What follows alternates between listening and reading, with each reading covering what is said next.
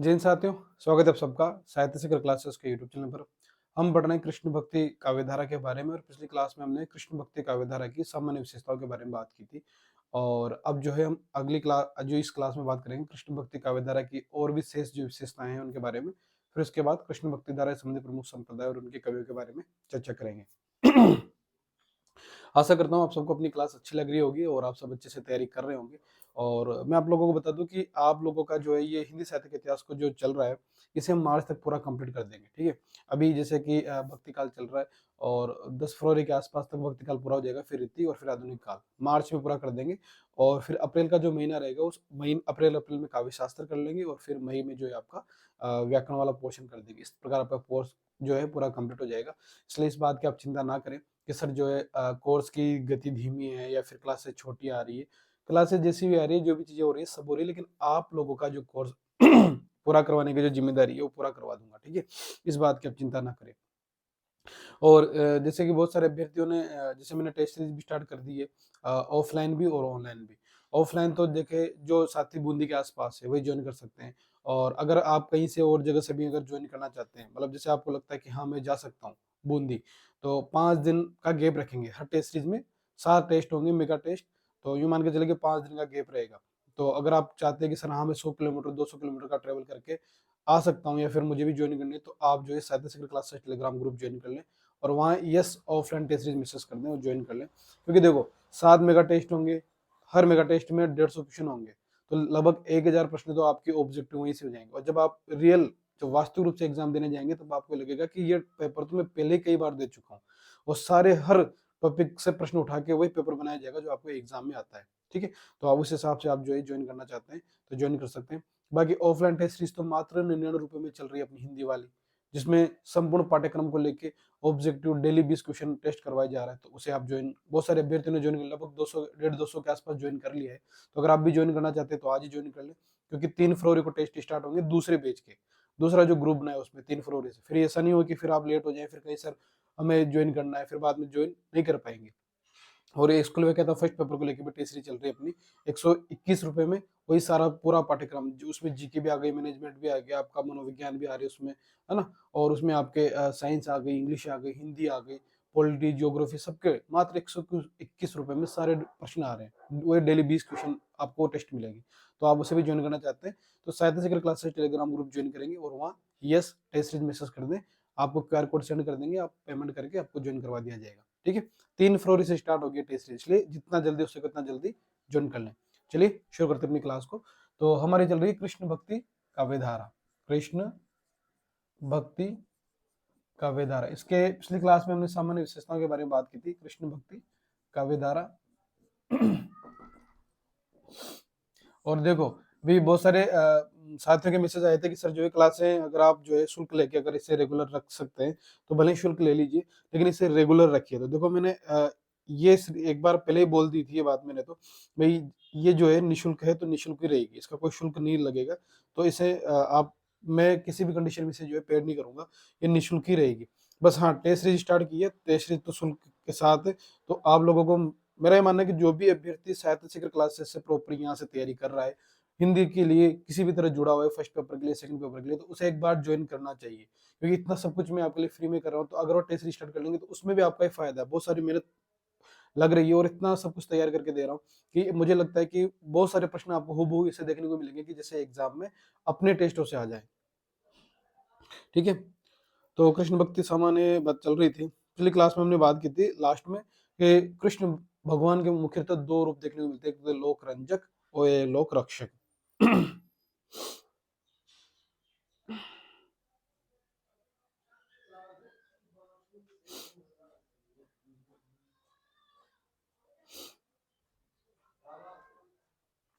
ठीक है, अब हम बात कर लेते हैं जैसे कि अगर बात करें स्वयंभू की, जैन जो जैन रचनाकार रहे हैं उन्होंने भी कहीं ना कहीं कृष्ण राम के बारे में उल्लेख किया। तो सबसे पहले बात कर लेते हैं स्वयंभू की, कि स्वयंभू ने जो रचना लिखी थी उसमें भी कृष्ण का उल्लेख मिलता है। स्वयंभू ने, उसी में आगे लिखेंगे, पिछले क्लास के नोट्स के आगे लिखेंगे स्वयंभू कृत, स्वयंभू कृत रिठ नेमी चरियो ना, रिठनेमी चरियो, जिसे अरिष्टनेमी भी कहते हैं, चरित। रिठनेमी चरियो से बोलते हैं अरिष्टनेमी चरित, अरिष्टनेमी चरित, अरिष्टनेमी चरित।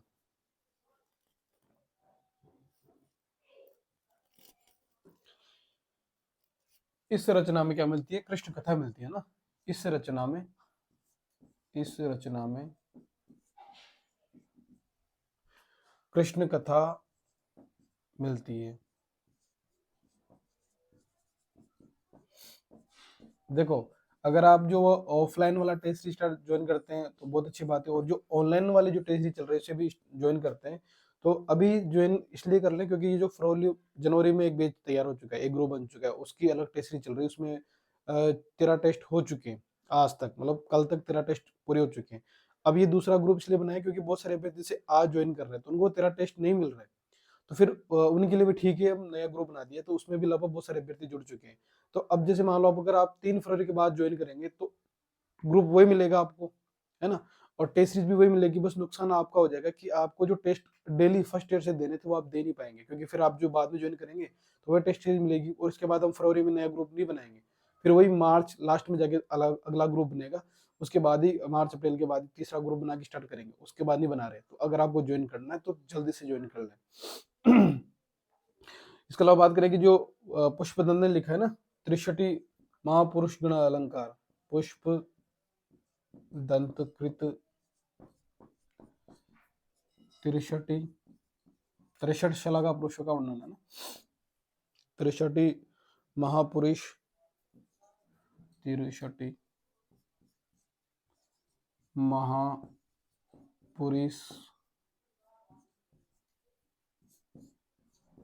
गुणालंकार में भी राम और कृष्ण की कथा मिलती है। राम व कृष्ण की कथा मिलती है, ठीक है, राम और कृष्ण की कथा मिलती है।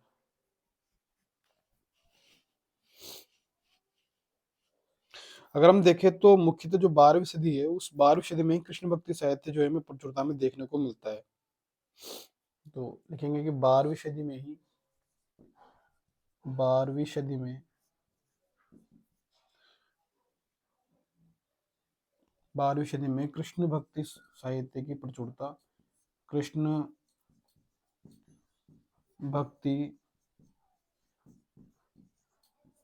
साहित्य की प्रचुरता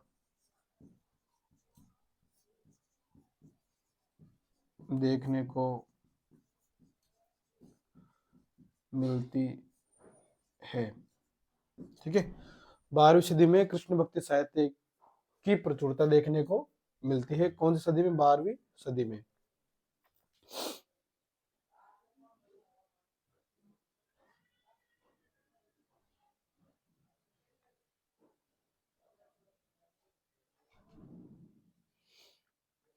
अगर हम आगे बात करें,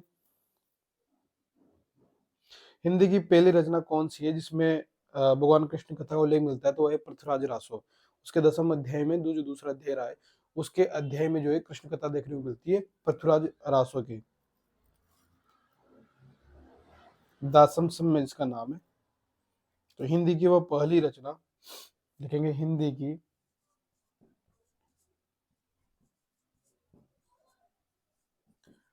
वह पहली रचना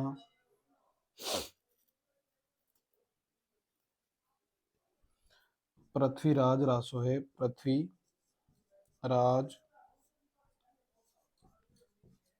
रासो, दासम समय हो ना, जैसे, क्योंकि आप लोगों को पता है कि पृथ्वीराज रासो में जो 69 अध्याय है उनको समय में विभाजित किया गया है, 68 प्रकार के छंद हैं और समय कितने हैं? 69 अध्याय, मतलब है ना, तो उन्हें समय में विभाजित किया गया है। तो हिंदी की वो पहली रचना है पृथ्वीराज रासो, जिसके दासम अध्याय, अब दासम अध्याय का मतलब दासम नहीं है, दूसरा अध्याय है, ठीक है, उसका नाम है दासम समय हो ना, दूसरा अध्याय। दूसरा जो अध्याय है उसमें कृष्ण कथा, इसमें पहली बार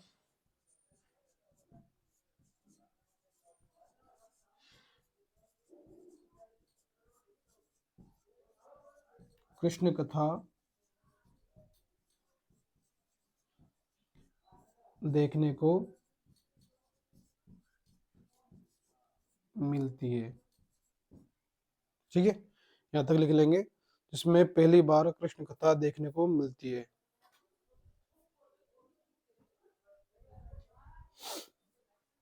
हिंदी की वह पहली रचना पृथ्वीराज रासो दासम संयोग दूसरा अध्याय है, जिसमें पहली बार कृष्ण कथा देखने को मिलती है।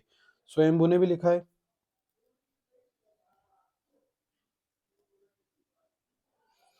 अब हम बात कर लेते हैं कृष्ण भक्ति के प्रमुख संप्रदाय, उनके प्रवर्तक सिद्धांत क्या हैं, उनका जन्म और आराध्य का स्वरूप क्या। मैंने एक चार्ट के माध्यम से इनके बारे में बात कर लेंगे।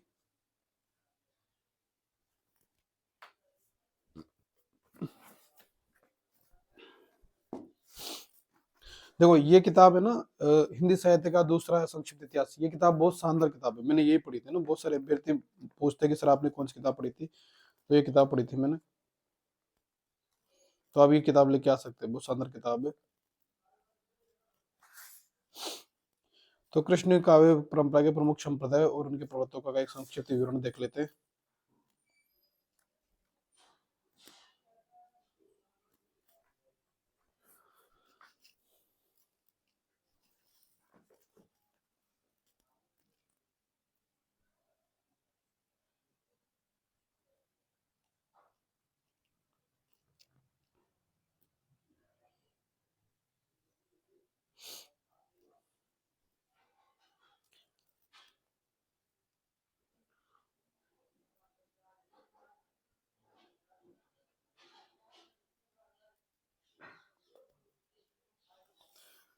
लिख लिया होगा आप सभी ने यहाँ तक।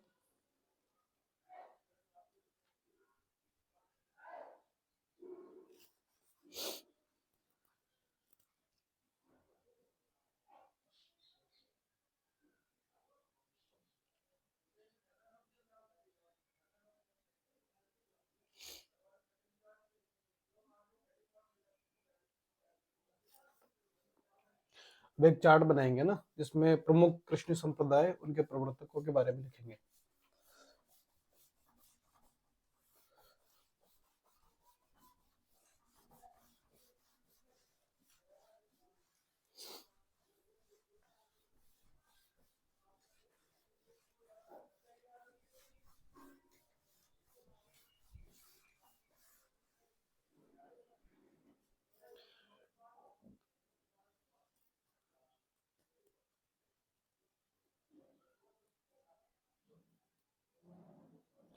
देखो कृष्ण काव्य परंपरा के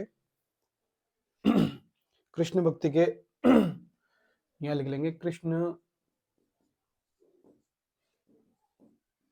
काव्य परंपरा के प्रमुख संप्रदाय, कृष्ण काव्य परंपरा के प्रमुख संप्रदाय एवं उन एवं आचार्य प्रवर्तकों का संक्षिप्त परिचय। आचार्य प्रवर्तकों का संक्षिप्त परिचय सारणी के माध्यम जाने ना।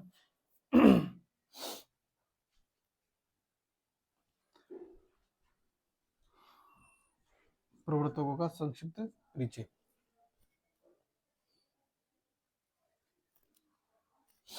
ठीक है, तो आगे लिख लेंगे संप्रदाय का नाम, संप्रदाय का नाम,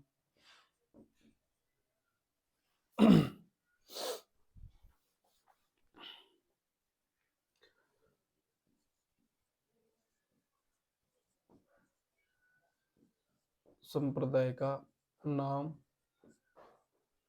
फिर आगे लिखेंगे प्रवर्तक,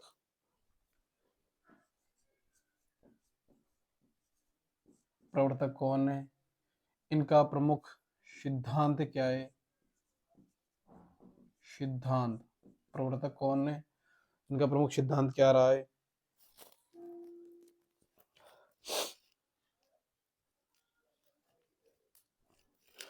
आचार्यों का जन्म कब हुआ, जन्म। ठीक है। हम्म।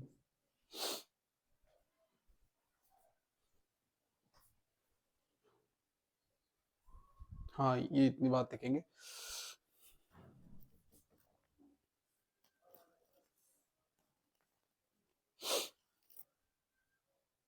तो सबसे पहले बात कर लेते हैं,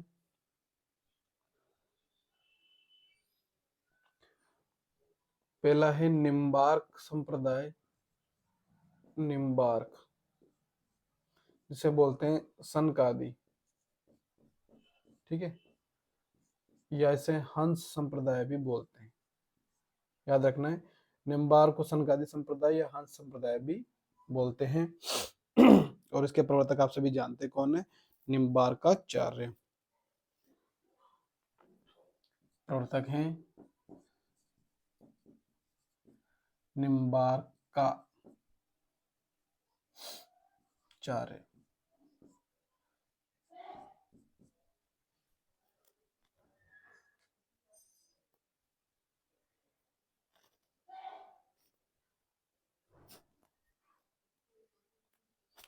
ना, निम्बार्काचार्य। और इनका देखो, इनको निम्बार्काचार्य क्यों कहा जाता है, क्योंकि इन्होंने नींब धन अर्क, नीम पर जो है सूर्य के दर्शन करवा दिए थे, इसलिए निम्बार्काचार्य कहा जाता है।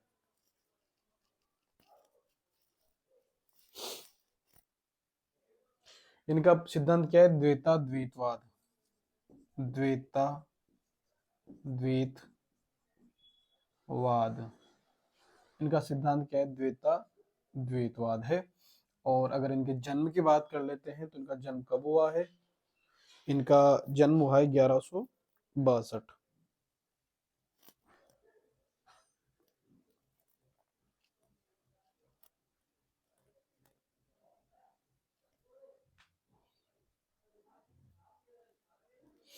अब देखो, कुछ इनकी डेट में आगे पीछे हो सकता है, क्योंकि बहुत सारी जगह जो है इनमें हिंदी में इनके जन्म से संबंधित बहुत सारी दिक्कतें हैं ना, बहुत सारी जगह तथ्यों में आगे हेर फेर हो रहा है, इसलिए फिर मैं कोशिश करूंगा कि आप लोगों को सही से डेटा बता पाऊं।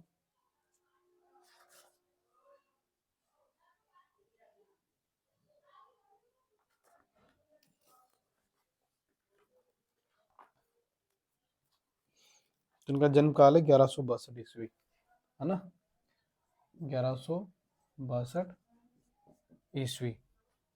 दूसरे संप्रदाय की ओर चलते हैं। दूसरा संप्रदाय है सखी या हरिदासी संप्रदाय। सखी या हरिदासी संप्रदाय, और उसके प्रवर्तक आप जानते हैं स्वामी हरिदास। स्वामी हरिदास इसके प्रवर्तक है, स्वामी हरिदास। और इनका जो सिद्धांत है सखी संप्रदाय का, इनका सिद्धांत क्या है,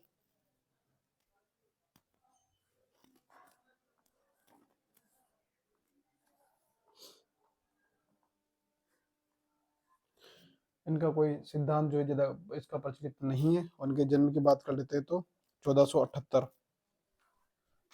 जन्म 1478 ईस्वी। ठीक है। आगे चलते हैं। आगे बात करें तो अगला संप्रदाय राधा वल्लभ संप्रदाय। राधा वल्लभ संप्रदाय।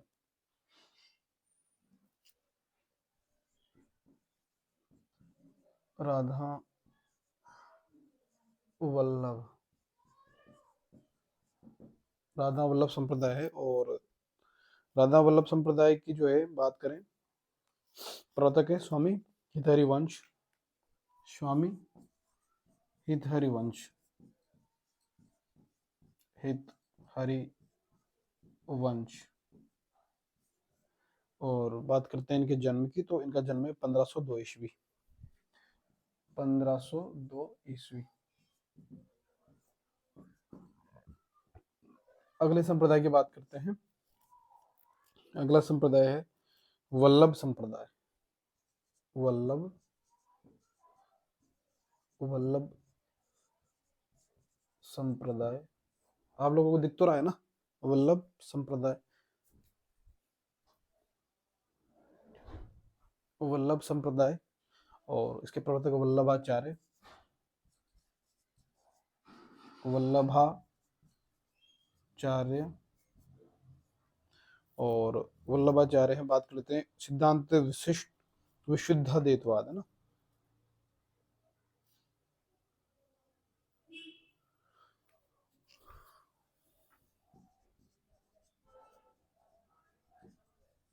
द्वैतवाद, और इनका जन्म बात करें तो 1479, 1478 भी मिलता है कई जगह, 1479 मिलता है, ठीक है। तो 1479 ज्यादा प्रसिद्ध है। और अगला संप्रदाय गौड़ीय या चैतन्य संप्रदाय, गौड़ीय या चैतन्य संप्रदाय, इसके प्रवर्तक हैं चैतन्य महाप्रभु,